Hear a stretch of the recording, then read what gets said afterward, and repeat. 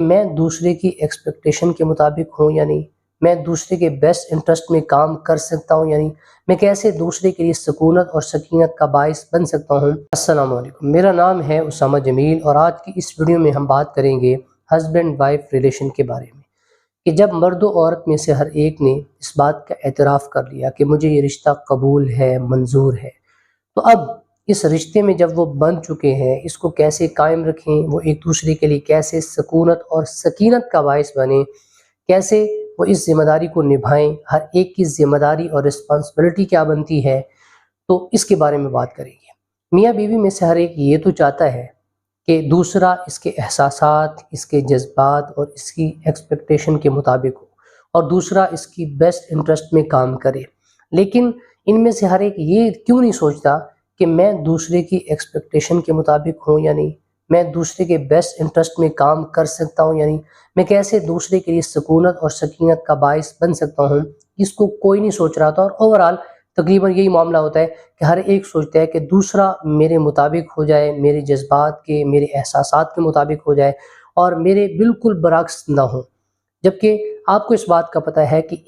ایک بطن سے پیدا ہونے والے دو بچے بھی جب بڑے ہوتے ہیں تو وہ ایک جیسے نہیں ہوتے، ان کا مزاج آپس میں مطابقت نہیں رکھ رہا ہوتا۔ تو جب ایک بطن سے پیدا ہونے والے دو بچے بھی ایک جیسے نہیں ہوتے مزاج کے اعتبار سے، معاملات کے اعتبار سے، تو دو شہروں یا دو ملکوں یا دو مختلف برادریوں سے اکٹھے ہونے والے دو لوگ کیسے ایک جیسے ہو سکتے ہیں؟ ہاں، یہ ہے کہ مینج کر سکتے ہیں، وہ ایک دوسرے کے جذبات اور احساسات کو سمجھ سکتے ہیں، اور اس کے لیے سب سے بہتر حل یہ ہے دوسرے کے بیسٹ انٹرسٹ میں کام کرنا شروع کر دے تو دوسرا خود بخود اس کے بیسٹ انٹرسٹ میں کام کرے گا۔ جناب نبی کریم صلی اللہ علیہ وسلم کا فرمان ہے کہ تم میں سب سے بہتر وہ ہے جو اپنے اہل کے لیے بہتر ہے، اور میں تم سب سے بہتر ہوں اپنے اہل و عیال کے لیے۔ تو اس سے کیا پتہ چلا؟ اس سے واضح پتہ چلا کہ ہم نے، ایک مرد ہے، اس کی ذمہ داری یہ بنتی ہے کہ وہ اپنے اہل و عیال کے لیے اچھا ہو جائے، یعنی اس نے ان کی بیسٹ انٹرسٹ میں کام کرنا ہے اور اپنے آپ کو ڈھالنا ہے۔ اور عورت کے لیے کیا حکم فرمایا کہ اگر اللہ تعالیٰ کے علاوہ کسی کو سجدہ جائز ہوتا تو میں بیوی کو کہتا کہ وہ خاوند کو سجدہ کرے۔ تو بیوی خاوند کو سجدہ کرے،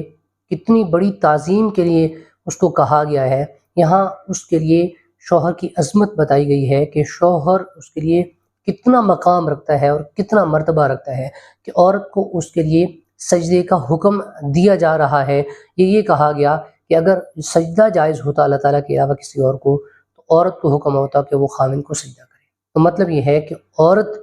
مرد کے بیسٹ انٹرسٹ میں، اپنے خاوند کے بیسٹ انٹرسٹ میں کام کرے۔ جب دونوں اس بات پہ قائم اور دائم ہو جائیں گے اور اس پر کام شروع کریں گے تو پھر ایسا نہیں ہو سکتا کہ دونوں کا آپس میں جھگڑا ہو، یا دونوں ایک دوسرے کے مخالف ہوں، یا دونوں اس جو رشتہ ہے ان کا، نکاح کا اور شادی کا، اس کو وہ قائم نہ رکھ سکیں۔ ایسا نہیں ہے۔ اب طلاق کی شرح کیوں زیادہ ہے؟ اس کی وجہ یہ ہے کہ ہر ایک وہ چاہتا ہے کہ دوسرا میرے مطابق ہو جائے، اور جب دونوں اس بات کو چاہ رہے ہوتے ہیں تو دونوں ایک دوسرے کے مطابق نہیں ہوتے، اور وہ رشتہ